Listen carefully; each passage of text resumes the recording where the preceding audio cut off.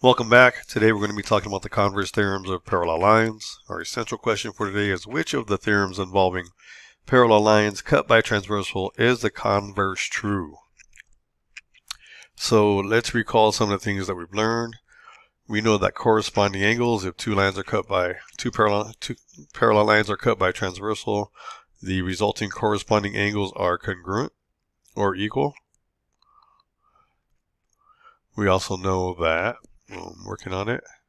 Okay, that's taking too long. Let's go down. We know two parallel lines are cut by transversal, then the resulting alternate interior angles are congruent or equal. We also know that if two parallel lines are cut by transversal, the resulting alternate exterior angles are congruent or equal.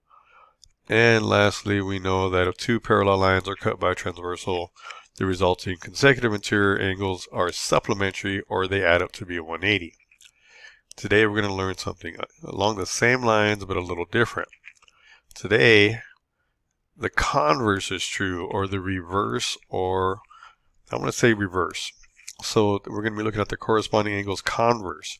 If we have two lines cut by a transversal and the resulting corresponding angles are congruent, and that's indicated by this red line right here. Angle 2 is congruent to angle 6 because of the red line. If we have this situation, we can say for a fact that the two lines J and K are parallel. If two lines are cut by a transversal and the corresponding angles are congruent, then the lines are parallel. I know because we've done so much on this it seems obvious, but let's look at an example. Are the lines parallel? We have two lines cut by a transversal. The resulting corresponding angles are each 55 degrees, so yes, because the corresponding angles are congruent. So that works for all of them. We have the alternate interior angles converse.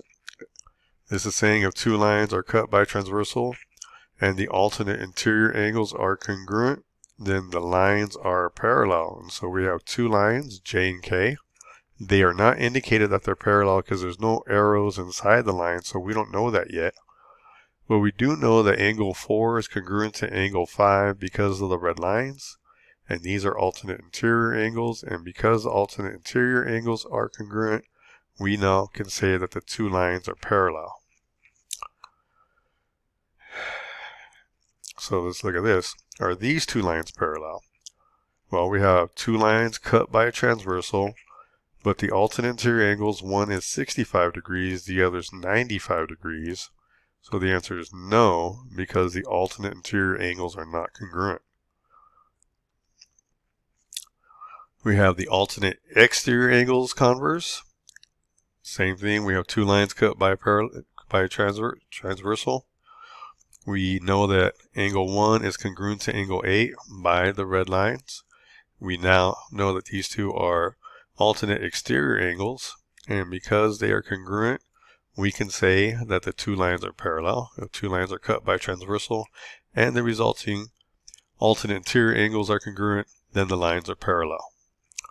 Let's look at the example. We have two parallel lines cut by transversal. We have two lines cut by transversal.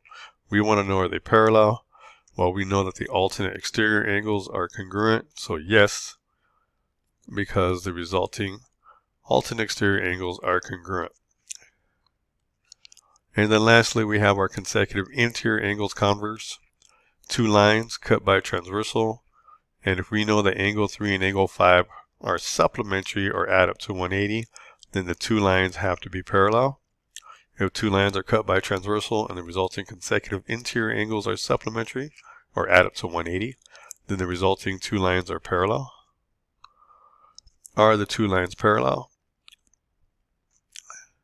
Since we have two lines cut by a transversal and the resulting consecutive interior angles do add up to be 180, the answer is yes.